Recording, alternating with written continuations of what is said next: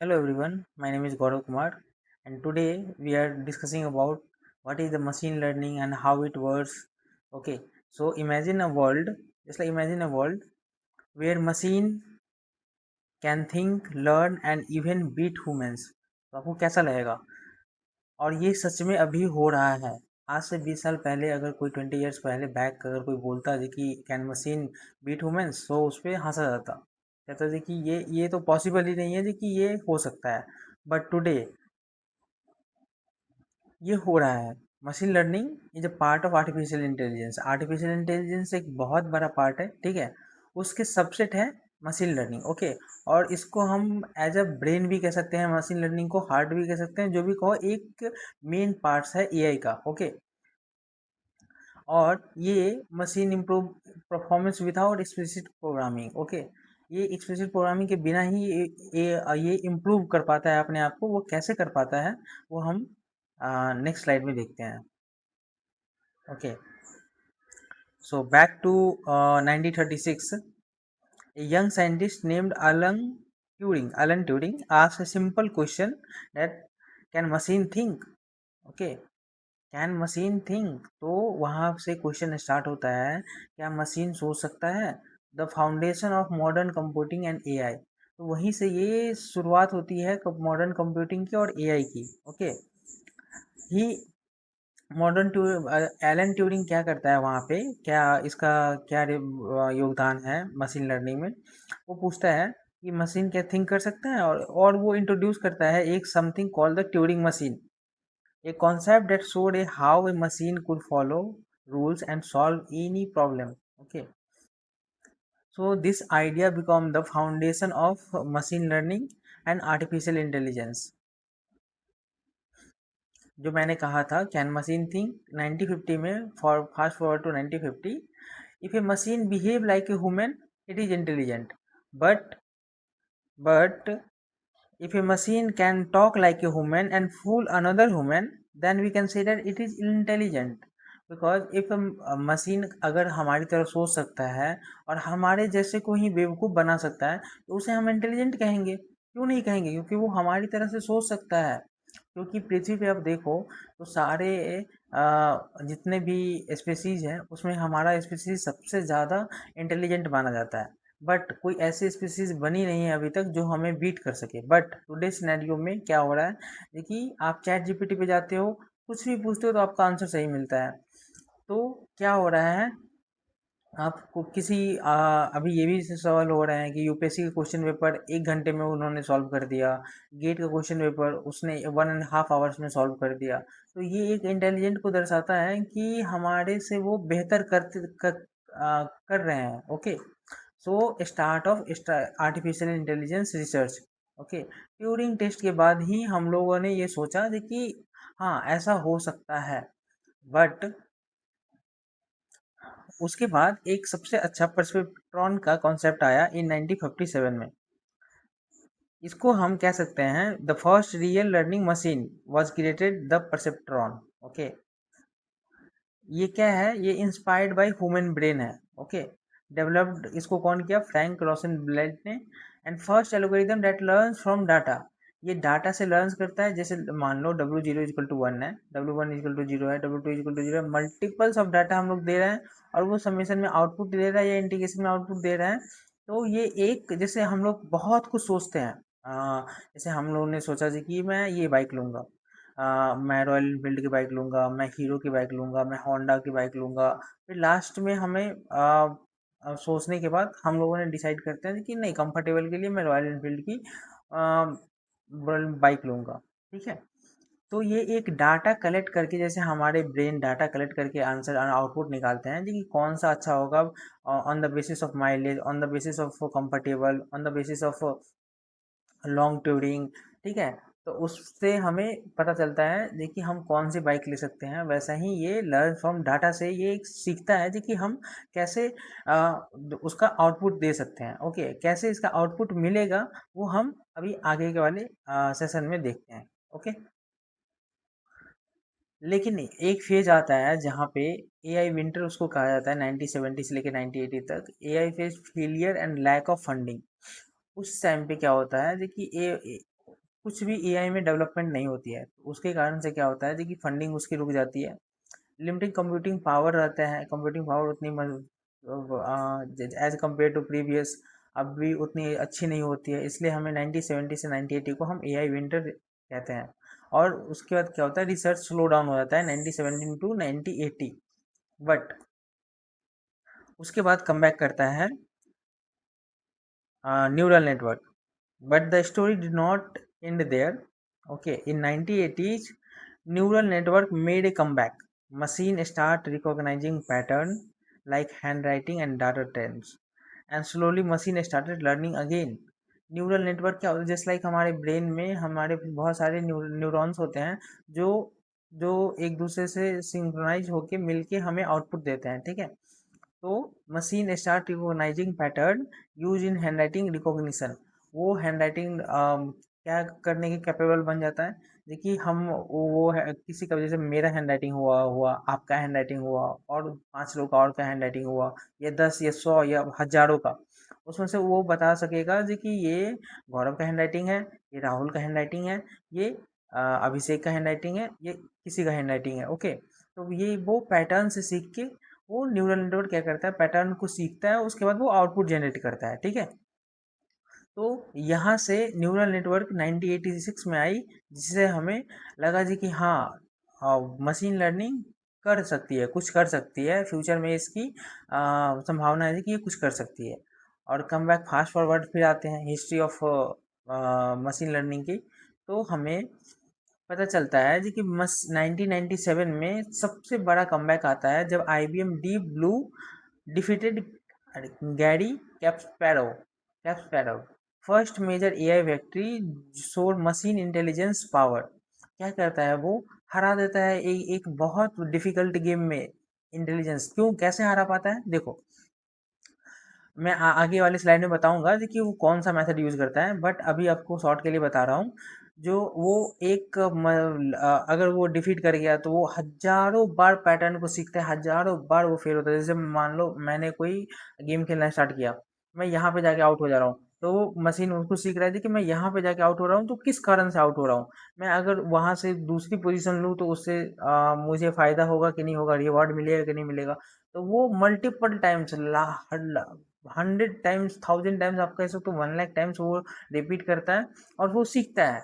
जिसके कारण से क्या हुआ, कि वो प्री ट्रेंड था और वो जो सबसे अच्छे जो वर्ल्ड क्लास चैंपियंस थे उसको भी वो बीट कर देता है।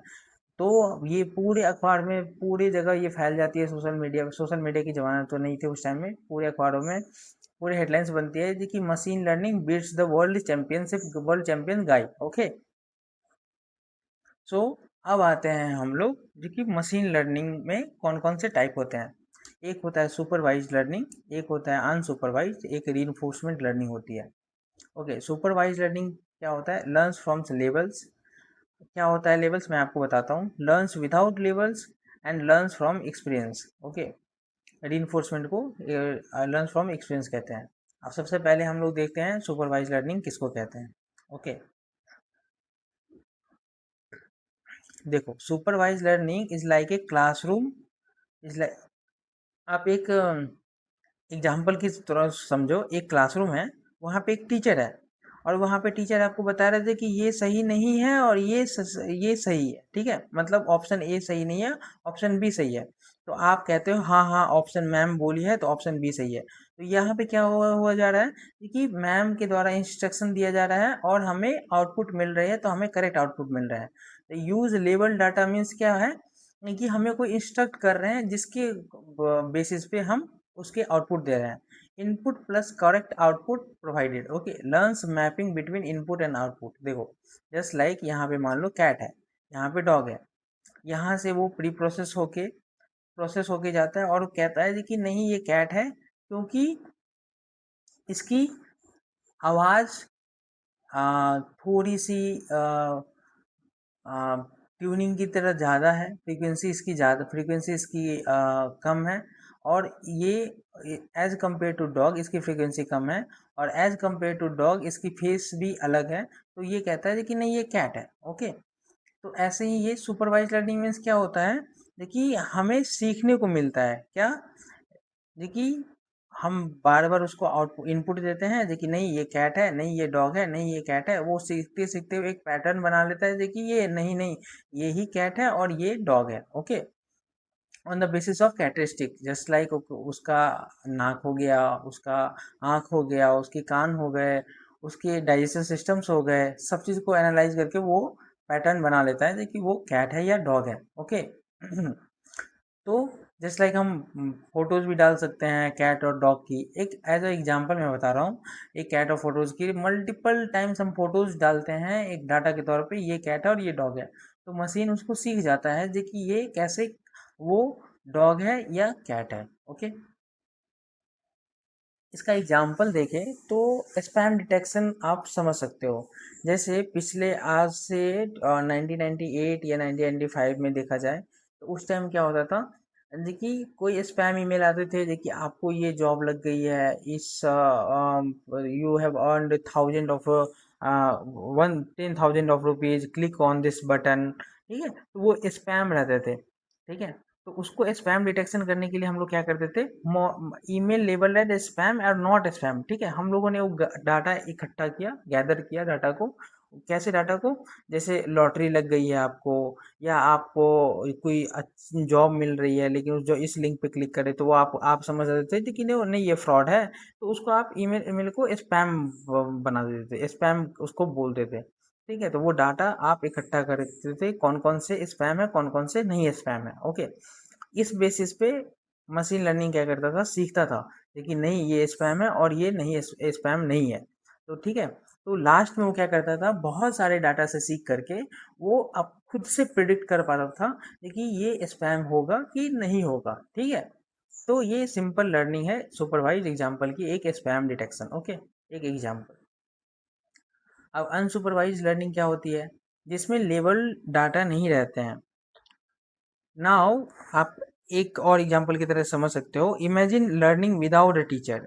अगर टीचर नहीं रहेगा तो आप कैसे सीख पाओगे, नो आंसर नो लेवल्स, मतलब एक भी आंसर नहीं है तो एक भी लेवल से नहीं होंगे। तो मशीन्स क्या करता है, डाटा को देखता है और उसमें क्या करता है, पैटर्न को फाइंड आउट करता है, और उसके बाद क्या करता है, it group similar things together. जैसे देखो यहाँ पे हाथी है, ऊँट है और गाय है। ठीक है, अननोन आउटपुट है, नो ट्रेनिंग डाटा सेट, कोई हम लोगों ने ट्रेनिंग नहीं बताया जी ये यही हाथी है, यही ऊँट है और यही गाय है।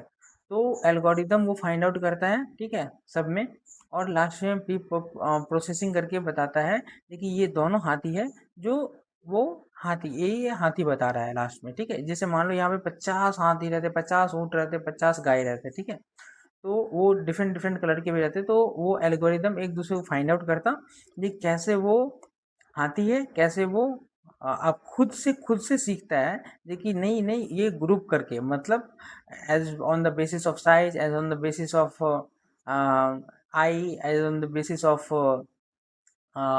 Facial conditions. ओके, तो वो ग्रुप कर देता है डाटा को, जैसे कि ये हाथी है, ये गाय है और ये ऊँट है। Okay, so no label data, मतलब यहाँ पे कोई लेबल डाटा नहीं रहता है। जैसे मैंने आपको एग्जांपल दिया देखिए क्लासरूम की, देखिए एक क्लासरूम में एक टीचर है जो आपको वो पढ़ा नहीं रही है, जैसे know learning without a teacher, आप एक टीचर से नहीं पढ़ रहे हो। ठीक है, तो आप कैसे समझोगे, जैसे मान लो एक मैं क्लास में गया, मुझे कुछ नहीं पता जी कि कौन सा क्लास 1 है, 2 है, 3 है, 4 है, 5 है। मैं क्लास 1 में गया, तो क्लास 1 में वाले बच्चे लोग के हंसने लगे, देखिए ये तो बड़ा है, ये क्लास 1 में कैसे आ गया। मैं फिर क्लास 10th में गया, तो क्लास 10th वाले भी हंसने लगे, देखिए अरे अरे ये तो क्लास 10th का स्टूडेंट नहीं है, वो भी हंसने लगे। तो मुझे पता चला जी कि सब ये दोनों हंस क्यों रहे हैं। फिर मैंने बीटेक के 4th ईयर में गया, 4th ईयर की क्लास चल रही थी, वहाँ पे मैं गया, वहाँ पे देख के कोई नहीं हंसा, और मैं इंटर कर गया और आराम से बैठ गया और वहाँ पे कोई नहीं हंसा, तो मुझे लगा कि नहीं मैं इसके, हाँ यहाँ पे मेरी पोजीशन पोजीशन है। तो डाटा क्या करती है, मशीन लर्निंग क्या करती है, ऐसे ही सीखती है जी कि वो कौन से पोजीशन पे लाई कर रहा है, कौन से पोजीशन पे, ये मैंने एक तरीके से एग्जांपल बताया जो कि कौन से पोजीशन पे वो लाई कर रहा है। तो मुझे देख के वो समझ गया जी कि नहीं ये 4th ईयर का स्टूडेंट है, या एमटेक फर्स्ट ईयर में भी, क्या मैं एमटेक फर्स्ट ईयर के स्टूडेंट के साथ भी बैठ गया तो वहाँ पे भी कोई नहीं हंसे मुझ पे। तो वो समझ गया कि गौरव या तो 4th ईयर स्टूडेंट है या तो एमटेक फर्स्ट ईयर स्टूडेंट है, या हमसे कोई 10 साल छोटा लड़का कोई 8 में गया तो उस पर देख के कोई नहीं हंसेगा, वो क्लास के इंटर इंटर कर जाएगा क्लास में और वो वहाँ पे बैठ सकता है। तो ऐसे कैटेगराइज करते हैं अनसुपरवाइज लर्निंग में, ठीक है, इसी को कहते हैं हम अनसुपरवाइज। विदाउट सुपरविजन हम क्या कहते हैं, unsupervised learning. Okay, without supervision. अब अनसुपरवाइज की एग्जांपल ले ले तो कस्टमर सेगमेंटेशन, जो मान लो एक कंपनी है, ठीक है, उसमें बहुत सारे कस्टमर्स हैं, just like group customer based on behaviour. जैसे लाइक मान लो जी कि कितने सारे कस्टमर होंगे क्योंकि ये प्रोडक्ट बाई करते होंगे, और कुछ सारे ऐसे कस्टमर होंगे जो ये प्रोडक्ट बाई नहीं करते होंगे, ठीक है। तो इसमें कोई लेवल्स नहीं है।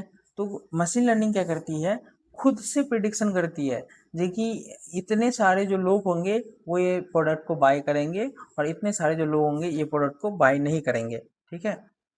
तो आप समझ सकते हो, machine groups customer into categories like big spenders और occasional buyers. So no one tells the machine, it discovered everything by itself. Okay, जो मैंने बताया आपको, जो ये खुद से डिस्कवर करता है कि कौन से कस्टमर किसके लिए बने हैं। वो एक डाटा आप तैयार रेडी करो, देखिए कौन कौन से हम जो कस्टमर्स हैं, just like 100 of customers buy a banana and 100 of customers 150 of customers buy a apple. तो वो ग्रुप कर देगा और वो बता देगा कौन कौन से ऐसे कस्टमर्स हैं, जस्ट लाइक एज उसकी 25 ईयर्स है तो वो बनाना बाई कर रहे हैं, जिसकी एज 30 ईयर्स है वो एप्पल बाई कर रहे हैं। तो वो एक खुद लेबल बना के आपको वो प्रोवाइड कर देगा, ठीक है। तो इसे unsupervised learning, unsupervised machine learning बोलते हैं। Okay, now come to the reinforcement learning.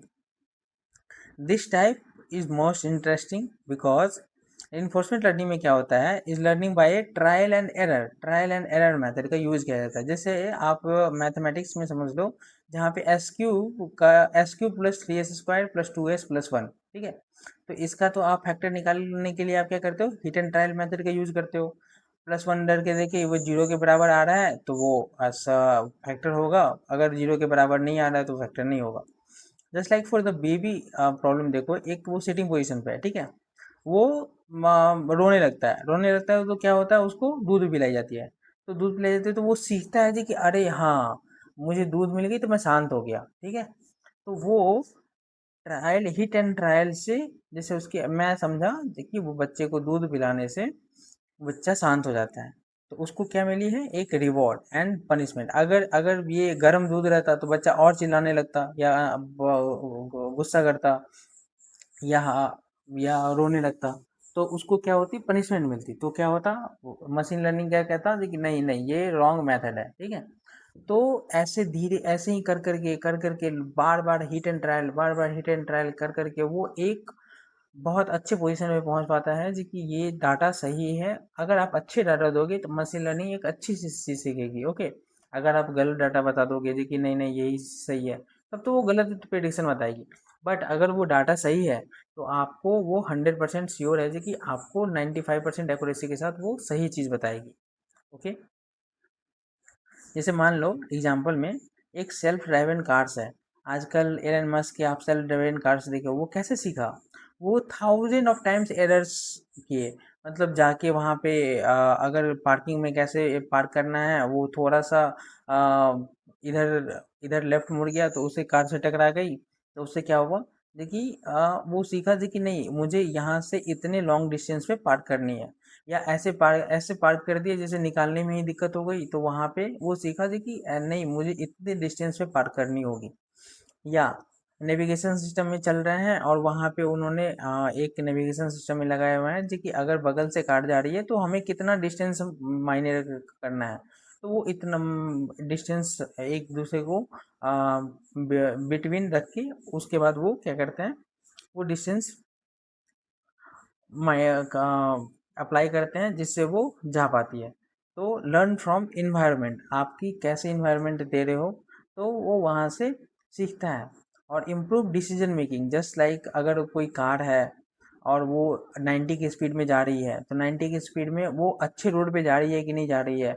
Just like अगर वो NH हाईवे पे है तो 90 की स्पीड कोई मायने नहीं रखती, आप अच्छे से जा सकते हो, ठीक है। बट वो सिंगल रोड है, अगर आप 90 की स्पीड में जा रहे हो तो आप एक्सीडेंट होने की चांस ज़्यादा हो सकती है, ओके। तो वो क्या करता है, यहाँ पे सीखता है जी कि ये नहीं 90 की स्पीड नहीं, यहाँ 40 to 50 स्पीड ही सही रहेगी इस लोकेशन के लिए।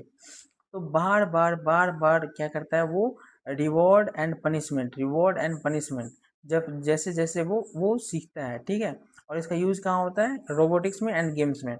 जस्ट लाइक मैंने आपको गेम्स का पहले एग्जांपल दिया, जो कि गेम्स में हम लोग क्या होते हैं, जस्ट हारते हैं और फिर सीखते हैं जो कि वहाँ से वो लेवल्स को कैसे पार किया जाए। तो ये भी रीइंफोर्समेंट लर्निंग क्या होता है, वो भी वो अपने हारने से वो सीखता है। रोबोटिक्स भी ऐसे ही काम करते हैं, ओके। तो इसका कंक्लूजन क्या हुआ, machine learning is transforming the world. वो आप अभी देख ही रहे हो टुडे सिनेरियो में। इसका यूज कहाँ कहाँ हो रहा है, हेल्थ केयर में, फाइनेंस में, रोबोटिक्स में। अब हेल्थ केयर में कैसे यूज हो रहा है, जैसे मान लो देखिए कोई एक्सरे है, जिस वो बता रहा है कि इस पेशेंट को कैंसर है या नहीं है, ठीक है। और वो हम लोगों ने उसे hundred of types of x-ray provide किया, जिसमें एक कैंसर है, किसी को कैंसर नहीं है, कैंसर है, किसी को कैंसर नहीं है। तो वो पैरामीटर को वो धीरे धीरे धीरे धीरे वो सीख लेता है जो कि वो ये से पैरामीटर से पता चलता है जी कि वो उससे कैंसर है और इससे कैंसर नहीं है। तो वो सीख पाता है और वो बता पाता है without the help of doctor ji कि ये इस पेशेंट को कैंसर है या नहीं है। तो इसे हेल्थ केयर में भी यूज़ किया जाते हैं। फाइनेंस में कैसे यूज़ किए जाते हैं, जस्ट लाइक आपको मार्केट की एनालिसिस करके बताएगा जी कि किस में हमें स्टॉक लगानी चाहिए, किस में हमें पैसा इन्वेस्ट करनी चाहिए, किस में नहीं करनी चाहिए, मल्टीपल्स ऑफ डाटा को देख करके, ओके। और रोबोटिक्स में तो यूज़ की ही जाती है, और इसका फ्यूचर ही है। फ्यूचर इसका आने वाला टाइम AI की ही आने वाली है, ओके। सो अगर अगर आपको थोड़ा सा भी ये वीडियो अच्छा लगा हो तो प्लीज़ लाइक एंड सब्सक्राइब कर देना। Thank you so much guys, have a good day, thank you.